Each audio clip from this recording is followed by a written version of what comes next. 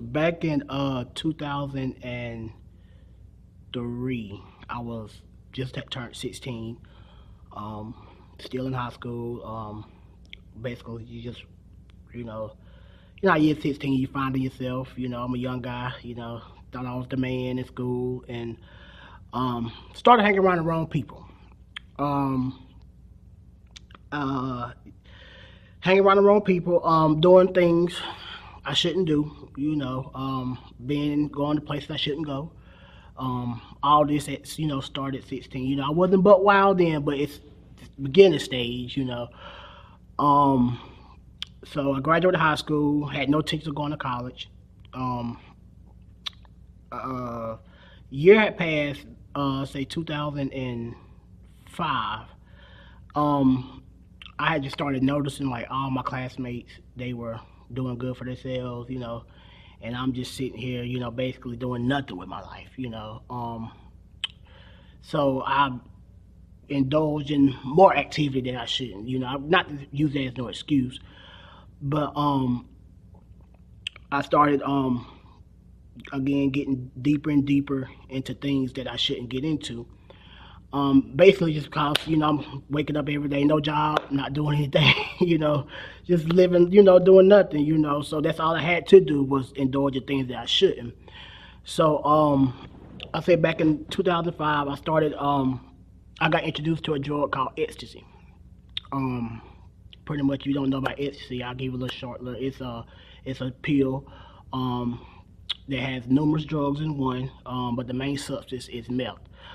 Um, yeah, it keeps you up all night. You can't sleep. You up one day, down one day.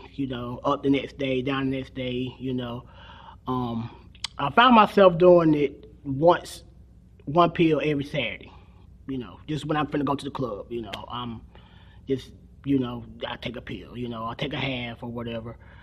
Um, I started going out more, started hanging out on South Side, East Side, West Side, any place else in the Greenville, whatever. I was in the hood, I don't. But anyway, my clothes had changed, just my lingo had changed. I mean, if you know me, I was raised in the church. If I had a strong background in church. I was my family, my mom, my grandma, my sisters. We was raised in church. So I always had that backbone, But at the same time, I did stray.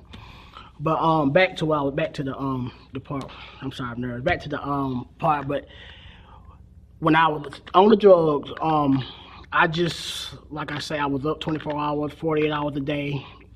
I was up 24 hours, 40 hours a day. No sleep, no eat, partying every day, Monday through Sunday. I was finding somewhere to go. So probably about towards the end of 2005, I found myself taking it every day. It became an everyday drug. I had, waking up. That's the first thing I'm going to Anderson to get me a pill. And to remind you, I wasn't working. So just imagine what I was doing to get the drug. I was stealing from my mama. Stealing from people. Giving out rides. I had to call giving out rides just so I can make money, to put $2 of gas in my car and other $10 for a pill, just nothing was balanced, but again, I started doing it every day. Lost so much weight, getting kicked out of the house every day, flipping on my mama, it was just a lot, and I want to, just a side note, I want to do thank Pastor for him just really being there. Sorry, but he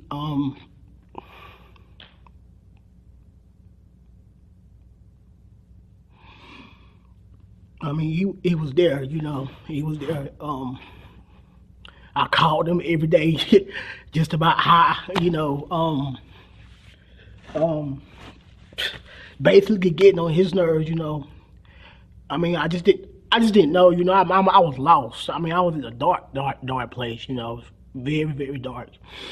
And one Wednesday night, I quit the church. I was going, like I was on the praise team. I quit the church in a hole, So one Wednesday night, I came to Bible study. Pastor Dean, he noticed I was sitting right there. He noticed that I was, because when you're on the drug, you're gnaw, like you're chewing. You need to chew on something. Like I bit holes in my jaw. It's because you're constantly gnawing. That's just from the what's in the drug. But anyway, I was sitting right there on the third row, and Pastor, he came. Bible study was over, and he sat right there. He said, "Come, let me talk to you." So he took me back in the office. So I was like, Lord, I didn't know what he was going to say. So he had told me, he sat me down, and he said that a prophetess had came to him and mentioned my name, my full name, and said that if I continues to live the lifestyle I'm living, I was going to die in my sin. So that was like, really, why? That was very, very heavy on me. So I'm just saying, basically, I didn't know what to say at that point. I'm like, what do I say? So I got up, I left out, went and sat in my car for about 20 minutes, just trying to get my thoughts together. Couldn't get them together. Left here, went back to Anderson to get more drugs. So this was late Wednesday night. Went to my cousin came pick me up. I called my cousin. She came pick me up. We went to Greenville. Got to Greenville. Got into a big altercation with people.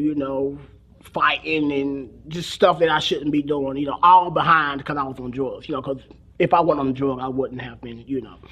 But anyway, I continued just to live this lifestyle as years had passed. Like I said, I lost so much weight, dropped so much, quit the church. 2008, a year had went by. 2008, I was still talking with Pastor Dean, and I got kicked out of the house, and my mom was so frustrated with me. She was just basically done with me. She called Pastor Dean because she didn't know what else to do. So she called Pastor Dean. He came over to the house, and he basically was like, I don't know if he was done with me. I don't know what, but he was like, Hank, enough is enough. This is what we're finna do. Just go ahead and write out your obituary, and just call it quits. You know what I'm saying? So I'm like, wow, really, so this is what y'all really think, So I left. I went back out, doing what I had to do. I went to 1421. It's a club in Anderson. I probably took about 3 or 4 pills, because you fiend for them. It's like crack. They call it the new crack. Once you take one, you can't just take one. You got to keep feeding yourself. It's like you fiend for them. You want it. So that night, Friday night, I went to 1421. I know I had found myself. I had probably been on about 3 or 4 pills. Big altercation went on. It really didn't have anything to do with me. Most of the time when I fought, it was other people's stuff. It was never Hank dealing with this person. So anybody out there got a problem with me, it ain't me. It was cause somebody else. But anyway, I got into a big altercation. Basically got jumped on by a group of guys. Busted nose. Basically bloody. Left me out there in the parking lot, So that's when I said, hey, okay, this is it. You need to get together. You out here getting beat up, because this is, like I said, back when I first started this was never me. Like I said, if you knew me, you knew I grew up, I hung with the white boys, I wore flip-flops, what I'm saying? Yeah, I'm not no street person, what I'm saying? I was raised on Brookside, which is they considered the ghetto, but it was never no shoot, bang, bang type environment. So that's when, like I said, I left there, I sat in my car at the club, and I was just thinking to myself, like, God, if you don't do anything, please, please, please, please, please, I'm asking you to, I don't want to do this anymore, I don't want to do this. And some said, Hank, just get out your car. And I know this sounds crazy, but some said, Hank, get out your car and just get on your knees now. At the club, people outside. So I got my car. I got on my knees. It's like I don't know, a big revelation had hit. You know, it's like I didn't even really have a taste for it anymore. You know, it just that instant. You know, and it's crazy hard. It's hard to explain. So I got in my car. I cried all the way home. All the way home. You know, just basically, it's like I'm just so tired. I'm just so tired. So tired. I got home. I talked to my mom, and I was telling her. She asked me what was going on, why I was out so bloody and all this, and I told her what went on. And so I went back in my room, cleaned myself up, and I just continued to pray, and like God, if you can do anything, please. I do not want to wake up and do this tomorrow. I couldn't, you know. If I did, I feel like I was just gonna take my own life. You know, I can't do this no more. You know, it just became to a point. You know, like I said, my whole body, I just wasn't looking. I wasn't Hank. You know, so I woke up that next morning. I didn't have the desire to smoke a cigarette. That was kind of strange. You know, I was like, why you don't want no cigarette? You know, so. I woke up, I didn't have a job then, woke up doing the same thing. My cousin had called, and she was like, Hank, do you want to go to this day party? And I was like, no, I don't want to go. You know, I'm just not forward today. You know, it was sad, it was pretty day. I'm just not forward.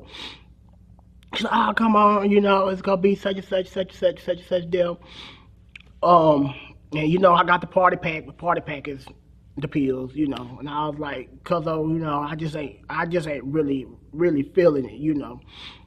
So, she was like, well, I'll give you an hour, and maybe you'll change your mind. So, she called me back in an hour, of course. I did change my mind. So I got in the car. As soon as we get in the car, we like to take the pill before we get there, so we can already be in the groove. You know, we get there. So she getting the pill and you know, getting her orange juice ready to take. So I was like, cause I don't want no more. You know, I honestly, you know, what happened last night, I don't want anymore. And she was like, cuz don't be a Rudy Poo, you know, don't be no sucker, you know, we've been doing this, you know, just basically trying to get my mind back in the thing, but she not knowing the night before that I had a talk with the Lord, you know, I had got right, you know what I'm saying, you know, which I'm not saying I didn't have desire to go to the party, but I didn't have desire to take that pill, you know. So that day, that Saturday morning, around 3 or 4 o'clock in the afternoon, I truly believe that I was delivered from that. And you know how I knew, because you can never put a pill in my face and not take it. Never. It's just not gonna happen. You know what I'm saying? If somebody got a pill, I'm taking it. You know what I'm saying? And I just didn't have the desire to. And you know, I just want to just encourage the young people out here. If my story can help anybody, you know, just stay focused. You know, it may get hard. You know, it may not seem right at the beginning, but stay focused. Don't ever lose focus, and stay with the right environment. Surround yourself with people that's got your best interest at heart, not just the people that want to go out with you every Saturday or every Sunday. You know, because I noticed after I stopped doing this party and living that lifestyle, you know, not saying I don't hang out every now and then, but, you know, when I started indulging like I was, you know, those people don't call me. All those friends I had from 2005 until 2008, 2009, don't even talk to me anymore. Don't even have their number. All that to say is, I was nothing but a party friend. You know, I really wasn't their friend. You know, that's all they basically just used me. You know, because like I said, I was a party guy. I was the hype man. You know, I always gonna get the party started. You know, that's to this day. It could be, I'm gonna get the party started. That's just the type of person I am. You know, again, I just wanted to just encourage, you know, everybody, just any young people, to not give up. You know, to stay strong. Don't hang around the wrong people. That's the main thing, is surround yourself with good Christian people, you know, people that actually care for you, the people that actually love you. And last, I just want to thank Pastor Dean again, uh, just for being there, man. I mean, you don't even know the half. I mean, honestly, you don't know. I mean, it's not you. It was God using you, and I think that, But I just truly, truly, truly appreciate you just for being there the whole way. You never left, You would think pastors, because I live in the church, pastors don't care about you. I mean, I can't say that, but it's just a difference, It's just a difference, And I truly believe Pastor he has a heart for his people, And again, and Miss Dean too, she didn't really know what was going on during the whole time, which I can't be. I'm sure she probably knew, but I just thank her, for me waking them up 3 or 4 o'clock in the morning, wanting to talk to Pastor Dean because I'm high and so forth or whatever. But again, I just hope this helps somebody, And again, I just thank God just for delivering me, man, because where would I be? I mean, it's 2017, how many years is that? 9 years ago, I could be out there on crack, But I just thank God, for just being there with me the whole way. He never left me. He never left my side.